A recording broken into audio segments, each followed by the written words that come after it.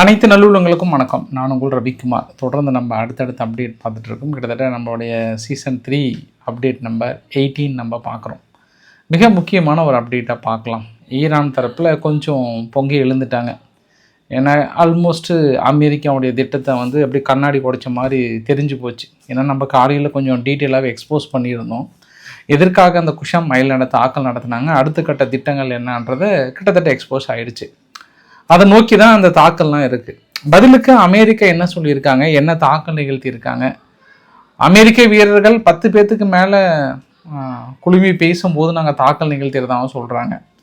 இங்கே திடீர்னு குவைத் என்ன சொல்கிறாங்கன்னா, எங்களுடைய பவர் ஸ்டேஷன் மீது அடிச்சிட்டாங்க, வாட்டர் நிலைகள் மீது அடிச்சிட்டாங்கன்றாங்க. அரபு நாடுகளே கொஞ்சம் பதற்றத்தில் இருக்கக்கூடிய சூழ்நிலையில் தேவைப்பட்டால் நாங்களும் கிரவுண்ட் ஃபோர்ஸ் அனுப்புவோம்னு ஈரான் தரப்பில் எச்சரிக்கை கொடுத்துருக்காங்க. என்ன நிகழ்ந்திருக்கிறது, காலை முதல் மாலை வரை நடந்த முழுமையான தொகுப்பை பார்த்து விடலாம். ஸோ பதிவுக்குள்ளே போகிறதுக்கு முன்பு நீங்கள் நம்ம சேனலை சப்ஸ்கிரைப் பண்ணிடுவாங்க. மறக்காம பெல் பட்டன் கிளிக் பண்ணி ஆல் சப்ஸ்கிரைப் கொடுங்க. எப்படி கொடுக்கலாம்.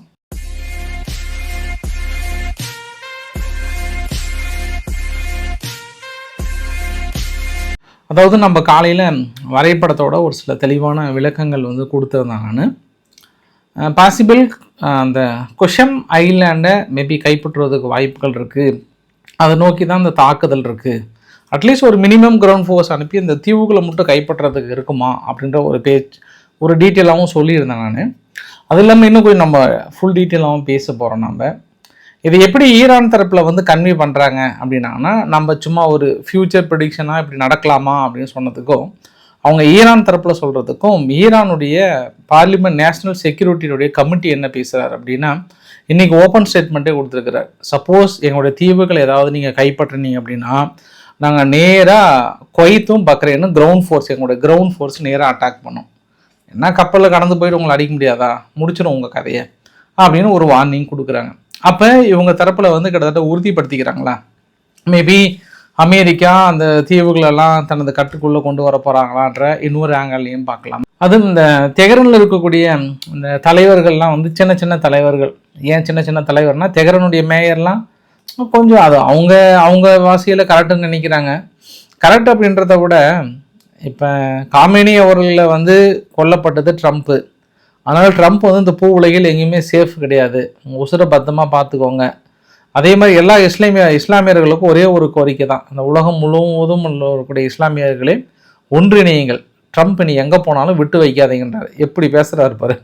இப்போ இஸ்லாமியர்களை ஒன்று சேர்த்து இப்போ ட்ரம்ப் போட்டு தள்ளுங்க அப்படின்றார். இப்போ ஈரானுக்கான யுத்தம் கிடையாது, இது ஒட்டுமொத்த இஸ்லாமிய தேசத்துக்கான யுத்தமாக ஒரு அரைகோவலாக கொடுக்குறாங்களா அப்படின்ற இன்னொரு ஆங்கிள்லையும் பார்த்தோம் அப்படின்னா, அப்போ அரபு நாடுகள் மீது ஏன் தாக்கல் நடத்துறீங்க, அவங்க ஏன் இன்ன வரைக்கும் உங்கள் மீது கண்டனங்களை தெரிவித்திருக்கிறாங்க, 2 இஸ்லாமிய தேசமும் பெரிய அளவுக்கு மோதிக்கிறாங்களே அப்படின்னும் போது அதற்கும் ட்ரம்ப் தான் காரணம் அப்படின்ற ஆங்கிளில் சொல்கிறாங்களா. அதுவும் இந்த இஸ்லாமிக் ரெசிஸ்டன்ஸ் ஆஃப் ஈராக் என்ன சொல்கிறாங்கன்னா, ட்ரம்ப்பை கொல்லுபவர்களுக்கு நாங்கள் 10 மில்லியன் ரிவார்டு கொடுக்குறோன்றாங்க. கொல்றவா அதுக்கு மேலே உயிரோடு இருந்தால் தானே நீ கொடுப்பீங்க, ஜெயிலில் போய் கொடுப்பீங்களா இல்லை எப்படி கொடுப்பீங்கன்னு எனக்கு தெரியலையே. இல்லை ஏதாவது பாசிபிள் இருக்கான்னு தெரியல. ஆனால் காலையிலேருந்து இந்த ஈரானை சார்ந்த ப்ராக்சி குரூப்ஸ், ஈரானில் இருக்கக்கூடிய தலைவர்கள், இவங்க எல்லாமே ரொம்ப கடுமையான வார்த்தைகள். இப்போ நான் கிரவுண்ட் ஃபோர்ஸ் போயிடுவேன், அவங்க அரபு நாடுகளுடைய டீசாலினேஷன் பிளான்ட் அடிச்சிடுவோம், அவங்களுடைய பவர் ஸ்டேஷன் அடிச்சிடுவோம். இது எல்லாமே அடுத்தடுத்து சொல்வதற்கான காரணம் என்னென்னா, யுத்தம் அடுத்த கட்டத்துக்கு நகர்ந்துருக்கிறது. இதுக்கப்புறம் பேச்சுவார்த்தைகள்லாம் வாய்ப்பே கிடையாது. இன்னைக்கு கூட சீனா பாகிஸ்தான் ஓடி இது மாதிரி நாங்கள் பேச்சுவார்த்தையை பண்ணலான் இருக்கோம், கொஞ்சம் அமைதியாக இருங்க அப்படின்னா வாய்ப்புகளே கிடையாது. ஏன்னா இன்னைக்கு குவைத்து கூட என்ன சொல்லியிருந்தாங்கன்னா, எங்களுடைய பவர் பிளான்ட் அடிச்சிருக்கிறாங்க, டீசாலினேஷன் பிளான்ட் ஒன்று அடிச்சிருக்காங்க. அதாவது மின்சாரத்தை உற்பத்தி பண்ணக்கூடிய மிக முக்கிய நிலைகளும், அரபு நாடுகளுக்கு தேவையான, குறிப்பாக குவைத்துக்கு தேவையான மிக முக்கியமான வாட்டர் பிளான்ட். இதை பற்றி நம்ம சீசன் 2ல் ரொம்ப டீட்டெயிலாக பேசியிருந்தோம். நம்ம சீசன் 1ல் கூட பேசியிருந்தோம். நம்ம அரபு நாடுகள் ஒரு 30% தான் அவங்ககிட்ட தண்ணி ஆதாரம்னா, மீதி எல்லாமே டீசாலினேஷன் பிளான்ட்டை நம்பி தான் இருக்கிறாங்க. இதை அடித்தாங்கன்னா ஃபுல்லாக காலியாகிடுவாங்க அவங்க. அப்படி இருக்கும்போது எங்களோட டீசாலினேஷன் பிளான்ட் அடிக்கிறாங்க அப்படின்னா அது மிகப்பெரிய ஒரு குற்றச்சாட்டாகவே பார்க்கலாம். அதுவும் குவைத் என்ன பண்ணியிருக்காங்க, ரொம்ப ஒரு டேஞ்சர் எஸ்கலேட்டுக்கு கொண்டு போயிட்டாங்க. பவர் பிளான்ட் அடிக்கிறாங்க அப்படின்னும் போதே தனது கடுமையான கண்டனங்களையும் வார்னிங் கொடுக்குறாங்க. வேறு என்ன பண்ண முடியும், கண்டனங்களும் வார்னிங்கை தவிர என்ன பண்ணிட முடியும். ஏன்னா அவங்க பாருங்க தைரியமாக அவங்க நாட்டை வந்து பிடிச்சிருவோம் அப்படின்னு சொன்னால் கூட அப்போ கூட நாட்டையே உள்ளே பூந்து அடித்து இது பண்ணால் கூட அப்போ கூட உள்ள ஒரு ரூம்லேருந்து கண்டனம் தெரிவிப்பீங்க அப்படின்னு சொல்லுவீங்களா, இல்லை ஓடி போய் பேச்சுவார்த்தை நடத்துவீங்களான்றது அது அந்தந்த நாடுகளோட விஷயம் கூட. எல்லாமே இன்னைக்கு பக்ரைன் என்ன சொன்னாங்கன்னா, தொடர்ந்து எங்களுடைய ஏர் டிஃபென்ஸ் வந்து இன்டர்செப்ட் பண்ணிகிட்டே இருக்கிறாங்க. இன்றைக்கி வந்து ஒரு கணக்கில்லாத ட்ரோன் வந்து வந்துகிட்டே இருக்குது. எங்களுடைய இன்டர்நேஷ்னல் லா வந்து ஒட்டுமொத்தமாக வயலேட் பண்ணிகிட்டு இருக்கிறது. எங்களுடைய சிவிலியன்ஸ் மீது டார்கெட் வச்சுருக்காங்க, ப்ரைவேட் ப்ராப்பர்ட்டி மீது தாக்கல் நடத்திருக்காங்க, எங்கள் ரெசிடென்ஸ் மீதெல்லாம் வந்து இன்றைக்கி தாக்கல் நடத்தப்பட்டிருக்கிறது. ஸோ ஈரான் வரம்பு மீறி எல்லை மீறி இன்டர்நேஷ்னல் லாவெல்லாம் மீறி அமெரிக்க நிலைகள்லாம் தாண்டி குடியிருப்புகள் மீதும் எங்கள் ப்ரைவேட்னுடைய செக்டர்ஸ் மீதும் தாக்கல் நடத்துகிறது என்று பக்ரைன் வெளிப்படையான ஒரு குற்றச்சாட்டை சுமத்துறாங்க. அதனால ஒரு கண்டனத்தை போடுறாங்க. ஆனால் அமெரிக்கா வந்து இந்த பக்ரைனையும் குவைத்தையும் விட்டு வைக்காம அடிச்சிட்டு இருக்காங்க. அது கூடுதல் தகவலுமே கூட. இன்னைக்கு ஈரான் தரப்பில் அமெரிக்கான்னு சொல்லிட்டு நம்ம ஒன்று ஈரான் அதை கொஞ்சம் மாற்றிக்கோங்க. அதே போல் ஈரான் தரப்பில் என்ன சொல்லியிருந்தாங்கன்னா, இந்த அல்டனஃப்னு சொல்லிட்டு ஈராக்கிலிருந்து ஈரானுடைய ஆயுதங்களை கொண்டு போய் சேர்த்துறதுல சிரியானுடைய எல்லை பகுதியில் ஒரு அல்டனஃப்ன்ற ஒரு செக் போஸ்ட்டில் வந்து பிடிச்சிட்டாங்கல்ல, நேற்று பெரிய அளவுக்கான ஆயுதங்கள் கைப்பற்றினாங்கல்ல, அந்த இடத்துல அமெரிக்காவுடைய ஃபோர்ஸ் குறைஞ்சது ஒரு 15 பேர் மேலே இருப்பாங்க. அவங்க எல்லாமே ஒரே இடத்துல குழுமி இருக்கிற வேலையிலே நாங்கள் தாக்கல் நடத்திட்டோம். ஒரு சிலர் வந்து அங்கே இருக்கக்கூடிய குரூப்ஸ் வந்து கைப்பற்றி இருக்கிறாங்க, ஒரு ப்ராக்சி குரூப்ஸ் அப்படின்றலாம் ஒரு தகவலை திடீர்னு ஈரான் தரப்புலேருந்து சொன்ன உடனே இன்றைக்கி அமெரிக்காவோட சென்காம் வந்து முழுமையாக மறுத்துட்டாங்க. அப்படிலாம் நாங்கள் அல்டனஃப் பகுதியில் வந்து குழுமியெல்லாம் இல்லை, இது வந்து முற்றிலும் முன்னுக்கு முரணான ஒரு மாறுபட்ட தகவல்ன்றாங்க. இருந்தாலும் ஈரான் வந்து என்ன சொல்கிறாங்கன்னா, நகி இந்த ஸ்பெஷல் ஆப்ரேஷனில் வந்து இந்த சிரியா பகுதிக்குள்ளே இருக்கக்கூடிய அமெரிக்க வீரர்களை வந்து நாங்கள் கொன்று குவித்திருக்கிறோம் அப்படிலாம் வந்து பயங்கரமாக வந்து சொல்லியிருக்கிறாங்க. அதே வேளையில் ஈராக்கில் இருக்கக்கூடிய குர்திஷ் நிலைகள் மீது இன்றைக்கி 6 இடத்துல மேலே தாக்கல் நடத்தியிருக்காங்க. அங்கே ஒரு கேம்ப் ஒன்று இருக்குது, கோம்லா அப்படின்னு சொல்லிட்டு ஒரு கேம்ப் ஒன்று, அந்த கேம்பின் மீது தான் தாக்கல் நடத்தியிருக்காங்க. அதற்கு அந்த குர்திஷ் ரீஜன் வந்து என்ன சொல்லியிருக்காங்கன்னா, தனது கடுமையான கண்டனங்கள் தெரிவிச்சிருக்கிறாங்க. அவங்க என்ன பண்ணுவாங்க, இந்த பக்கம் அமெரிக்காவும் ப்ரெஷர் கொடுக்குறாங்க உள்ளே போங்கன்ட்டு, இந்த பக்கம் ஈரான் வந்தவொடனே புழக்க போகிறான்னு சொல்லிட்டு இந்த பக்கமும் அடிக்கிறாங்க. அவங்க நடுவில் நின்று அந்த பக்கமும் அடி வாங்குறாங்க, அமெரிக்கா பக்கம் ப்ரெஷர் வாங்குறாங்க. போகாத குறைக்கு இப்போ ஈராக் என்ன வித நிலைப்பாடு எடுக்க போகிறாங்கன்னு தெரியல. அது குறிப்பிடத்தகுந்த விஷயம் கூட. ஸோ தொடர்ந்து காலையிலிருந்து ஈராக் குர்திஸ்தான் மீது தொடர்ந்து தாக்கல் நடத்திட்டு இருக்காங்க. அது கொஞ்சம் நம்ம தள்ளி வந்தோம் அப்படின்னா, இன்னைக்கு ஓமன் பகுதி பக்கத்தில் ஒரு 19 நாட்டிங்கல் மைல் டிஸ்டன்ஸில் ஒரு கப்பல் மீது தாக்கல் நடத்திட்டாங்க. இன்னைக்கு மட்டும் 2 கப்பல்கள் மீது தாக்கல் நடத்துனாங்க.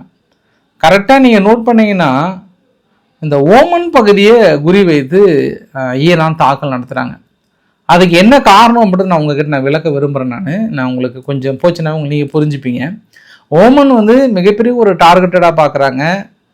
இப்போ எப்படி குவைத் மீதோ கத்தார் மீதோ இல்லை பக்ரைன் மீதோ இவங்க எப்படி பெருசாக குறி வைத்து அடிக்கிறாங்களோ அந்த லெவலுக்கு கொண்டு வந்து இப்போ இதுக்கப்புறம் ஓமன் பகுதியை வந்து நாங்கள் அடிக்க போகிறோன்ற ஒரு ரேஞ்சுக்கு வந்துட்டாங்க. இன்னிலிருந்து அதுதான் நடந்துட்டுருக்கு.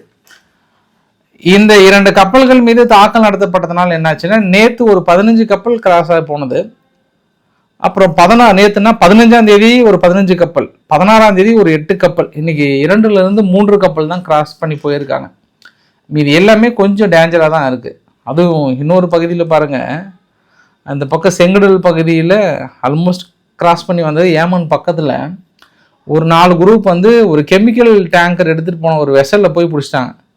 பிடிச்சி அதை கடத்தி கொண்டுட்டு போயிட்டு இருக்காங்க. அதை மீட்டுட்டு இருக்கோம் அப்படின்ற மாதிரி வந்து சொல்கிறாங்க. அங்கே ஒரு குரூப் அங்கே ஒரு அட்டூழியம் பண்ணிட்டு இருக்காங்க. திடீர்னு உள்ளே வந்து ஒரு கப்பலையே ஹைஜாக் பண்ண ஆரம்பிச்சிட்டாங்க, அதை நாங்கள் வந்து தடுத்துட்ருக்கோம் அப்படின்னு யூகே எம்டிஓ வந்து திடீர்னு ஒரு அனௌன்ஸ்மெண்ட்டை வந்து கொடுத்துருக்காங்க. இதுக்கு எல்லாத்துக்கும் மத்தியில் நேற்று இரவு அமெரிக்கா தாக்கல் நடத்தினதுக்கப்புறம் இதுவரை ஈரான் 10th through 16th வேவ்ன்றாங்க, 16வது வேவை வந்து அனுப்பியிருக்கிறாங்க அப்படின்ற ஒரு கூடுதல் தகவலாக சொல்ல முடியும்.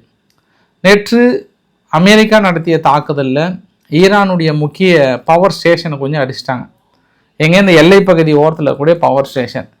இன்றைக்கி ஈரானுடைய அரசாங்கம் வெளிப்படையாக அவங்க மக்கள்கிட்ட என்ன கேட்குறாங்கன்னா, கொஞ்சம் ஏசியெல்லாம் பயன்படுத்தாதீங்க, கொஞ்சம் பவர் ஷார்ட்டேஜ் வந்து அதிகமாக இருக்குது அப்படின்னு முதல் கோரிக்கை இன்றைக்கி தான் ஃபஸ்ட் டைம் வந்து வச்சுருக்காங்க. பவர் வந்து நம்ம நினைக்கிற மாதிரி இல்லை, ஃபுல்லாக இருக்குன்ட்டு. ஏன்னா இப்போ வந்து வெயில் காலம், ஈரான் முழுவதும் வறண்ட தேசமாக மிகப்பெரிய அளவுக்கு வெப்ப அலை, நம்ம அதை பற்றி பேசியிருக்கோம். வெப்ப அலை அதிகமாக இருக்கிறதுனால மேபி அமெரிக்கா தாக்கல் நடத்துறதுக்கு வாய்ப்பு இல்லைன்னு நான் சொல்லியிருந்தேன் நான். ஆனால் அதுக்கு நேர்மாறாக நடந்துட்டுருக்கு. அதனால் ஃபுல்லாக வெப்ப அலையினால கொஞ்சம் பவர் கொஞ்சம் இல்லாத ஒரு சூழ்நிலை இருக்குது அப்படின்னு சொல்லிட்டாங்க. அது சம்பவம் நம்பர் 1.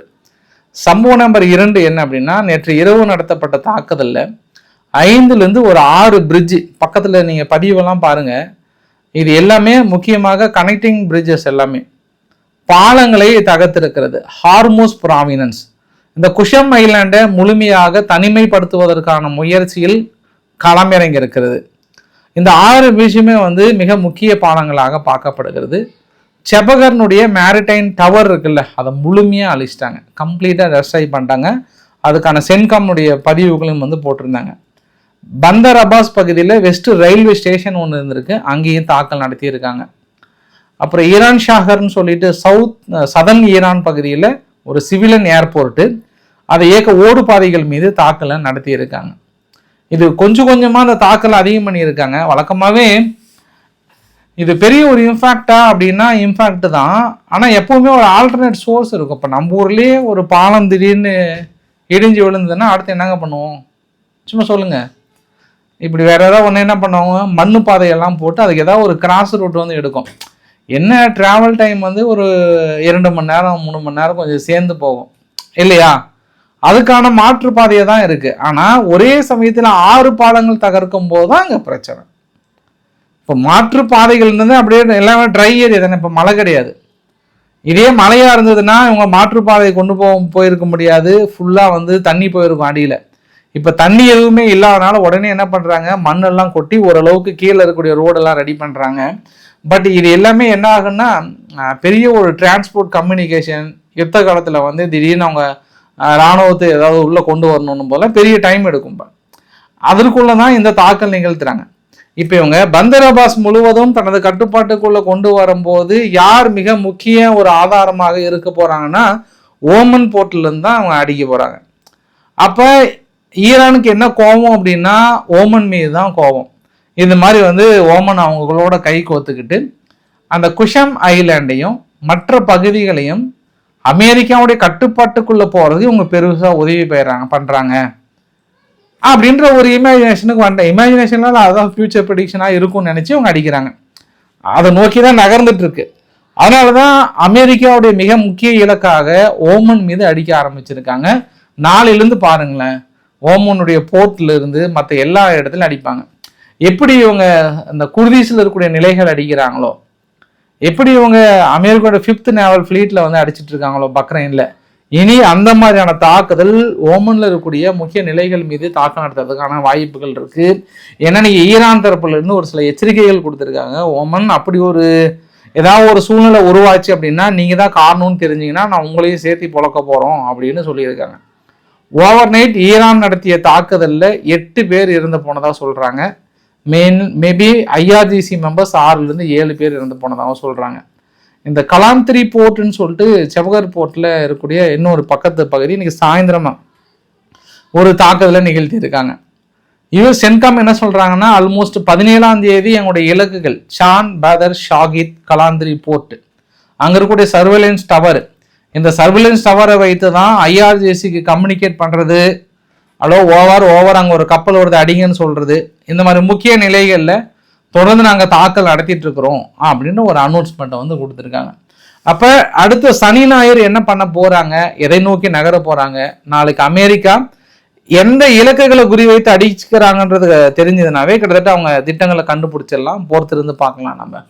சரி, இந்த தாக்குதல்லாம் ஒரு பக்கம் பயங்கர ஹெவியாக போயிட்டு இருக்கும்போது அந்த பக்கம் இஸ்ரேல் வேற தொடச்சி வச்ச ஆயத்தை அவங்களுக்கு போர் அடிக்கும் போல, அதாவது சும்மா இருந்தால் அவங்களுக்கு ரொம்ப இப்படி கையெல்லாம் அரிக்கும் போல, ஐயோ ஆயுதம் வேறு வாங்கி வச்சிட்டோம். இது எப்படின்னா இந்த தீபாவளி சமயத்தெல்லாம் பட்டாசு வாங்கி வச்சுட்டு சும்மா இருக்க முடியாது, வெடிப்பாரன்ற மாதிரி தான் இப்போ இஸ்ரேலோட நிலைமை. நான் ஏன் இவனை சீரியஸாக சொல்கிறேன்னா, உன்னை ஜோக்காக எடுத்துக்காதீங்க. இன்றைக்கி லெபனானில் மட்டும் ஒரு 15 இடத்த குறிவை தாக்கல் நடத்துகிறாங்க. 15 ஏரியாவை ஃபுல்லாக. நீ கிரவுண்ட் ஃபோர்ஸ் உள்ளே அதிகமாக போயிருக்கு, உள்ள மிகப்பெரிய அளவுக்கு போயிருக்காங்க, தாக்குதல் நடத்தியிருக்காங்க.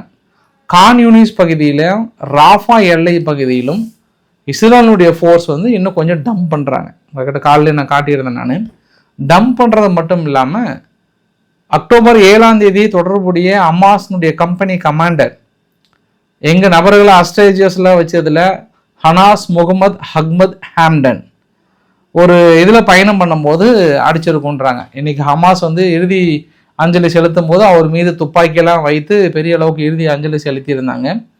இதை மறுக்க முடியாது அவங்களால. இல்லைன்னா அவங்க பாலஸ்தீன சிவிலியன்ஸ் இறந்துட்டாங்கன்றாங்க. சிவிலியன்ஸ் இறந்துட்டா நீங்கள் ஏன் கன்னெல்லாம் வச்சுட்டு ஒரு ஹமாஸ் மெம்பருக்கு எந்த அளவுக்கு இறுதி அஞ்சலி கொடுக்குறீங்களோ அதே அளவு கொடுத்துருந்தீங்கன்ற இன்னொரு ஆங்கிலையும் நம்ம பார்க்க முடியுது. ஃபுல்லாக இறுதி அஞ்சலி கொடுத்துருக்காங்க. ஸோ அதனால் கடந்த ஒரு 2 வார காலமாகவே இஸ்ரேல் வந்து தீவிரப்படுத்தியிருக்காங்க. இத்தனை நாள் தொடர்ந்து வாட்ச் பண்ணிட்டாங்க. ஹமாஸுடைய மெம்பர்கள் எங்கெல்லாம் இருக்காங்கன்னு நோட் பண்ணிட்டாங்க. தொடர்ந்து காசாவுக்குள்ளாரையும் குறிப்பாக கான்யூனிஸ் பகுதியிலையோ ராஃபா எல்லை பகுதியிலோ தொடர்ந்து தாக்கல் நடத்திட்டே இருக்கிறாங்க. நோ ஒன் ஆஸ்க் த கொஸ்டின்ன்ற மாதிரி யாரும் இது வரைக்கும் இஸ்ரேலை கேட்கல. ஏன் கேட்கலன்னா அமைதி ஒப்பந்தத்தை ஏன் நீ மீறி தாக்கல் நடத்துறேன்னா எனக்கு ஹமாஸ் ஆயுதங்களை போட்டு சரண்டர் பண்ண சொல்லுங்கன்னுவாங்க. பட் இதே பிரச்சனை தான் அப்போ பிணைய கைதிகளை அவங்க பிடிச்சி வச்சுட்டு தாக்கல் நடத்தினாங்கன்னு சொல்லும்போது நம்ம கூட பிணைய கைதிகளை விட்டுட்டு நீங்கள் கேட்டீங்கன்னா கரெக்டாக கூட பேசணும் நம்ம. ஆனால் எனக்கு சரியாக லாக் பண்ணிட்டாங்க இஸ்ரேல். சரியாக லாக் பண்ணிட்டாங்க. தொடர்ந்து ஹமாஸ் ஆயுதங்களை போடாமல் தொடர்ந்து ஆயுதங்களை ஏண்டி இதுக்கப்புறம் தாக்கல் நடத்த முடியுமான்னு தெரியாது. ஸோ பொறுத்துன்னு பார்க்கலாம். இது அங்கே இருக்கக்கூடிய சூழ்நிலை. இங்கே மலேசியா என்ன பண்ணிட்டாங்க, இதுக்கப்புறம் இஸ்ரேல் மக்கள் யாராவது தட்டுத்தடு மாதிரி எங்கள் நாட்டுக்குள்ளுக்கு ஆல்ரெடி வச்சிட்டிங்கன்னா கூட சப்போஸ் அவங்க விசாரித்து இஸ்ரேல் அப்படின்னா உடனடியாக நாங்கள் வெளியே அனுப்பப்படுவோம். அது வந்து எந்த வித மாற்று கருத்துமே இல்லை. இஸ்ரேலர்கள் எங்கள் நாட்டுக்குள் நுழைய தடை விதிக்கிறோம் அப்படின்னு மலேசியா வந்து உறுதியாக சொல்லியிருக்காங்க. இந்த வீடியோவோட நிறைவு பகுதியில் செல்ஃபி பாய்ஸுக்கு வந்து ஒரு ஷாக்கிங் கொடுத்துருந்தாங்க. உங்களுக்கு ஆர்கே சேனலில் வந்து அந்த படாக்ஸ்கான் ப்ராவினன்ஸ்னு சொல்லிட்டு இந்த தர்கிஸ்தான் பக்கத்தில் உங்களுக்கு வரைபடத்தோடு நான் காட்டியிருந்தேன். நான் அந்த பகுதியில் திடீர்னு ஒரு டிஸ்ட்ரிக்டே பிடிச்சிட்டுன்னு ஒரு குரூப் வந்து பயங்கரமாக பண்ணது. வழக்கமாக செல்ஃபி பாய்ஸு சாதாரண ஆளுங்களா தூக்கிட்டாங்க உருமாலியை தலைமையில போட்டுக்கிட்டு வாங்கலே போகலாம் அப்படின்னு கிளம்பி அங்கே இருக்கக்கூடிய அந்த டீமையே அலற அடிச்சுட்டுக்கிறாங்க. உள்ளே வந்து கரெக்டாக 1 மணி நேரத்தில் இவங்க கண்ட்ரோலுக்குள்ளே கொண்டு வந்துட்டு அந்த படாஸ்கான் யாஃப்தல் டிஸ்ட்ரிக்ட்னு சொல்லுவாங்க. அந்த யாஃப்தல் டிஸ்ட்ரிக்டில் முக்கிய நபராக வந்தான் பாரு, அவனை தூக்கிட்டாங்க. அவனை தூக்குனதுக்கப்புறம் அந்த செல்ஃபி பாய்ஸ் என்ன சொல்கிறாங்கன்னா இதெல்லாம் ஐஎஸ்ஐனுடைய வேலை. பாகிஸ்தான் இந்த மாதிரி குழுக்களுக்கு அமௌண்ட்டை கொடுத்து எங்கள் நாட்டுக்குள்ளே ஆன்டி தாலிபன்ன்ற பேரில் ஊடுருவோம்னு நினச்சிங்க அப்படின்னா 1 மணி நேரத்தில் முடிச்சிடும் உங்கள் கதையை. கேட்டுப்பாரு, இவங்க ஃபுல்லாக வீடியோவாக போட்டு தள்ளுறாங்க. நம்ம செல்ஃபி பாய்ஸுக்கு சொல்ல தேவை வேணும். நார்மலாகவே அவங்க வீடியோவாக போட்டு தள்ளுவாங்க. இப்போ சரி நான் தான் உங்ககிட்ட அவாய்ட் பண்ணிட்டு மினிமம் வீடியோவாக காட்டுறேன். நான் அந்த குரூப்போட தலைவன்லாம் பிடிச்சி உடனே அந்த மக்கள்கிட்டலாம் வீடியோ எடுத்து ஐயா நாங்கள் சேஃபாக இருக்கிறோம் நார்மலாக இருக்கிறோன்னு போட வச்சு கடைசியில் அந்த ஒட்டுமொத்த ஏரியாவும் தனது நிலைப்பாட்டுக்குள்ளே கொண்டு வந்து அங்கேருந்து பாகிஸ்தானுக்கு ஒரு எச்சரிக்கை கொடுத்து இளைய பாகிஸ்தான் நான் கூட அமெரிக்கா ரேஞ்சுக்கு திங்க் பண்ணியிருந்தேன். ஒருவேளை ஆன்டி தாலிபன்களை உள்ளே விட்டு முடிக்க போகிறாங்களா அப்படின்னு நினச்சின்னா கடைசியில் பார்த்தா எங்கள் ஐஎஸ்ஐ உள்ளே போந்து அவங்க கிட்ட ஃபண்டெல்லாம் கொடுத்து போங்கப்பா நீங்கள் போனீங்கன்னா நான் வந்து விமானத்தின் மூலிமா தாக்கல் நடத்துன்ற மாதிரிலாம் சொல்லி வேலையை பண்ணது. கடைசியில் பார்த்தா அவங்க மாட்டிக்கிட்டாங்கப்பா. ஒரு 26 30 பேர் பக்கம் பிடிச்சிட்டாங்க. பிடிச்சி அவங்க இதுக்கப்புறம் என்ன பண்ண போகிறாங்க, அங்கெல்லாம் கோர்ட்டு கிடையாது, கேஸு கிடையாது, ஒன்றும் கிடையாது. 20 போட்டால் கூட ஒன்றும் கேட்க போகல. ஏன்னா தாலிபன்கள் ரூல்லாம் இருக்குல்ல, மோசமான ரூல் இல்லை. இப்போ தான் பாகிஸ்தான் என்ன சொல்கிறாங்கன்னா எல்லை பகுதியில் இருக்கக்கூடிய தெகரிக்கிய தாலிபன்கள் ஊடுருவக்கூடிய பகுதியில் ஒரு ஆயுதங்கள் இருந்த பகுதியில் நாங்கள் தாக்கல் நடத்தினல 24 பேருக்கு பக்கம் கொல்லப்பட்டிருக்கிறோம் அப்படின்ற மாதிரியான ஒரு அறிவிப்பெல்லாம் கொடுத்துருக்காங்க. நீங்கள் 24 பேரை கொண்டு இருங்க மாப்பிள்ள உங்ககிட்ட தான் வரோம் அப்படின்னு செல்ஃபி பாய்ஸ் அணுகுண்டு பாய்ஸுக்கு ஒரு எச்சரிக்கை கொடுத்துருக்காங்க. அணுகுண்டு பாய்ஸ் இனி என்ன பண்ண போகிறாங்க, செல்ஃபி பாய்ஸ் என்ன பண்ண போகிறாங்க, எல்லை பகுதியில் இதோ அதோ என்றும் மூண்டு கொண்டிருக்கிறது. எந்த நேரத்தில்னாலும் பெரிய அளவுக்கான தாக்கல் நடப்பதற்கான வாய்ப்புகளும் பிரகாசமாக தென்படுகிறது. ஸோ இன்றைக்கு ஓரளவுக்கான தகவலை கவர் பண்ண நினைக்கிறேன். பிடிச்சிருந்தா லைக் பண்ணுங்கள், ஃப்ரெண்ட்ஸுக்கு ஷேர் பண்ணுங்கள், சப்ஸ்கிரைப் பண்ணுங்கள். ரவிக்குமார் சோமு சேனல். நன்றி, வணக்கம்.